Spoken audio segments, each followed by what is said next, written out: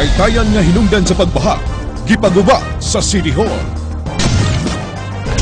Managdiayon giambush sulod sa ilahang sakyanan. Duha ka pulis nasakpan nga naggamit sa gidili nga drugas. Dihang mibunok ang kusog nga uwan sayong gabi natong Sabado, nahiagom og grabing baha ang mga daan sa subang dako, Mandawi, Dawi ug Mapulo, Cebu City.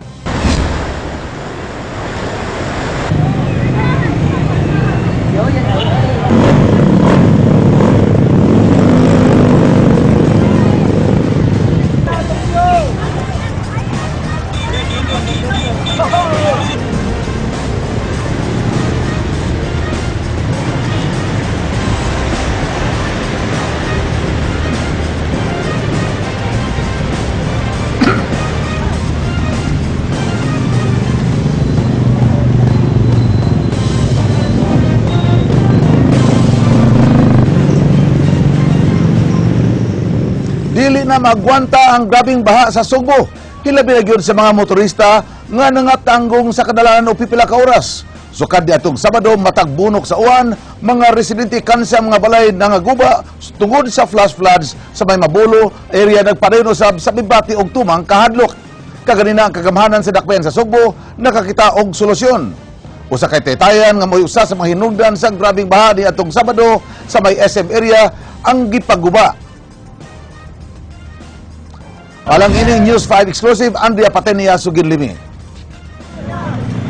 Usa sa mga di malimtang kasinatian sa mga Sugboanon mao ang nahitabo niadtong Sabado sa gabii, diin gilunupan ang nagkalain-laing bahin sa syudad human mibunok ang kusog nga uwan. Tungod niini daling gitukod ni Cebu City Mayor Michael Rama ang REDS kun reduce eliminate danger zones nga gitahasan sa pagpangitag pamaagi aron maminusan na ang mga trahedya sa syudad sama sa landslide ug baha. Usa sa mga hinanaling solusyon nga hukman sa grupo mao ang pagguba ni ining taytayan nga nahimutang dinhi sa karaang planta sa Pepsi Cola Products Philippines. Ang maong luna gipanag-iya na karon sa Asia Brewery Incorporated.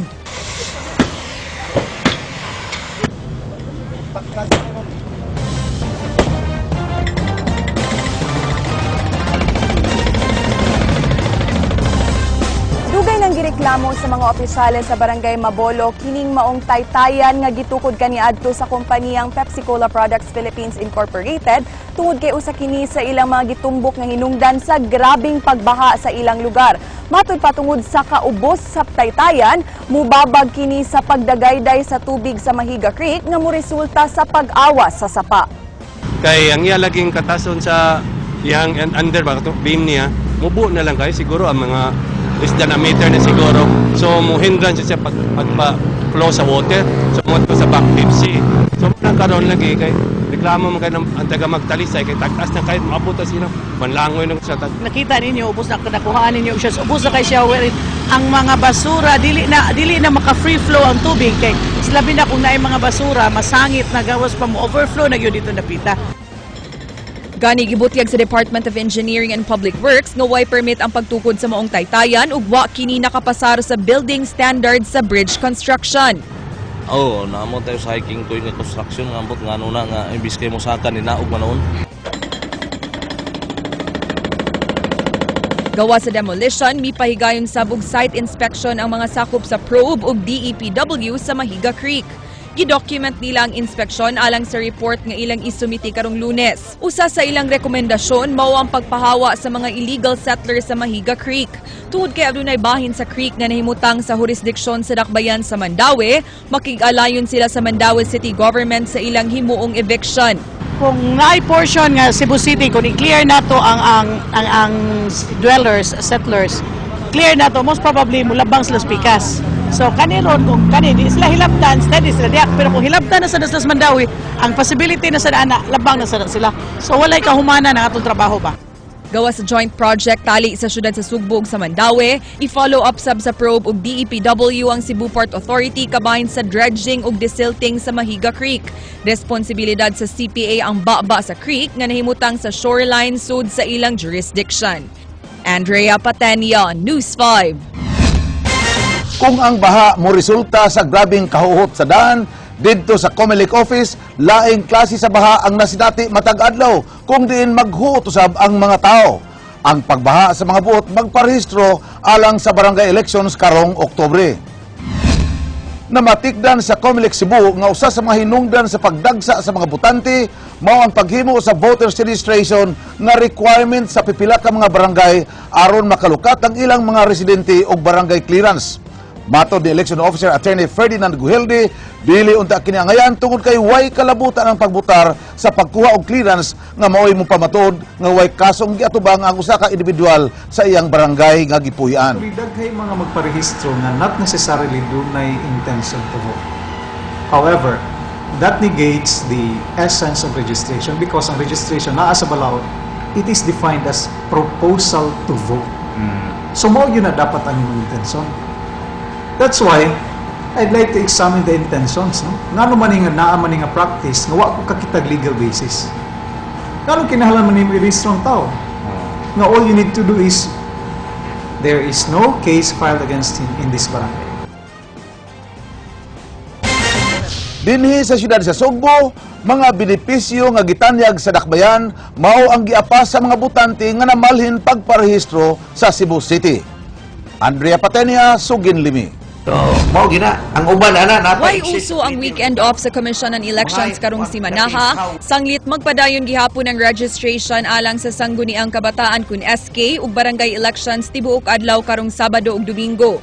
Mula nat kini hangtod sa deadline karong Petsa 31 adlawng Miyerkules. Mato di kadungog sud sa unang 5 ka adlaw sa registration, misaka og 3% ngadto sa 4% ang gidaghanon sa mga nagparehistro. Gani aduna nay kapin 4,000 sa North District ug laing 4,000 sa South District nga narehistro, na-reactivate ug nagpa-transfer sa ilang registration sugod niadtong Lunes. Samtang kapina sa tag 2,000 sa North ug South District ang narehistrong bagong SK voters. First, ang influx sa ato ang daghan nga tao nya influx kaning pag-grow sa ato ang economy diri nga daghang mantrabaho, balhin og puyo. Dugang ni kadungog daghan ang buot magparehistro tungod sa kagamit sa Comelec ID. Gawas ni ini, interesado sab ang mga nagparehistro sa mga benefits nga ilang makuha gikan sa kagamhanan sa dakbayan.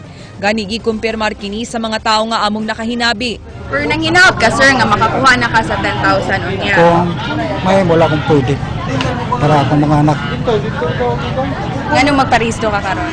Ay gamit mo yung voters ID good kung anay voters ID ba sa barangay manang kung unsay makakuan ka ang imong ID may ihatag kung nay magkuan ta ba nga asa kang lugar.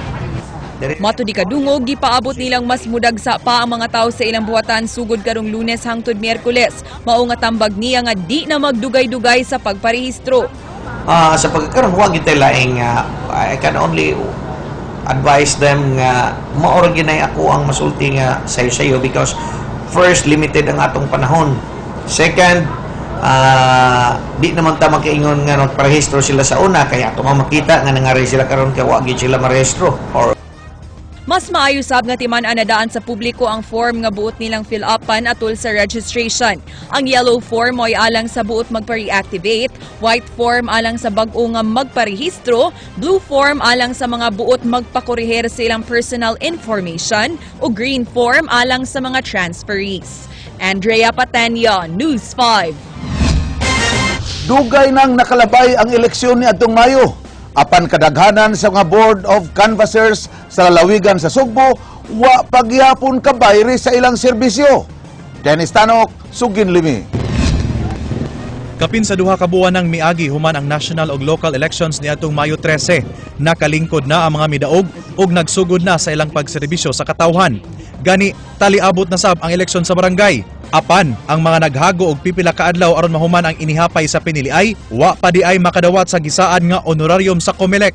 Matod ni Election Officer Attorney Ferdinand Guhilde nga kasamtangang na-assign karon sa buhatan sa Provincial Comelec Supervisor, mukabat sa napo lang ka mga Board of Canvassers lokop lalawigan sa Sugbo ang nakadawat sa ilang honorarium nga tag 10,000 pesos. So out of 50 plus, doon na lang mga more or less 10 cities and municipalities nga nakadawat sa ilang honorarium for serving as BOC during the elections. Nasayran nga kasagaran sa milangkob sa Election Board of Canvassers mao ang mga election officers gikan sa Department of Education ug mga fiscals. Naikog si Guhilde sa mga milangkob sa BOC. Unang, I'll take this opportunity nga mga ipagpasensya sa among maawaw ba? Sa among mga kauban, labi ng ang mga fiscal, mga DepEd, LCR, Treasurer, na tawitog, mga duwa-tulog adlaw niya ang honoraryong dugay pagit. Usa sa mga nakitang rason ni Guhilde, mao nga kanunay silang mag-agad sa uluhan nilang buhatan. Actually, that's something that we're not proud of sa Comelec kay murag dugay ang iyang processing even if it involves money. And reason diha is because Comelec is too centralized. Everything and anything is done in Manila. Even if you purchase a ball pen, one ream of bond paper, it takes time because it's centralized.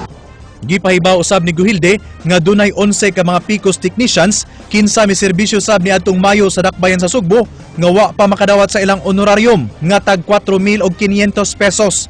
Ang kagamhanan na sa dakbayan mooy mobayad kanila. Giangko ni Guhilde kinsa milingkod isip election officer sa Comelec Cebu City South District niadtong miaging piniliay nga kining 11 ka buok sobra nga personnel. Apan gitugtan sila sa kagamhanan sa dakbayan o gisaaran nga sila na maoy mobayad sa ilang honorarium. Maayo man kay ni approve na si Mayor Rama nya on process na, so mao na nga wa pa sila masulduhi. So kibali wa bitaw sila makuyog sa panon. Kaya ang panon is ang Comelec Manila nagsuldo. Kaning 11 is the local government. Out of the liberality of the local government, nasugtan ni nga sila yung masweldo. So under process pa. Dennis Tanok, News 5.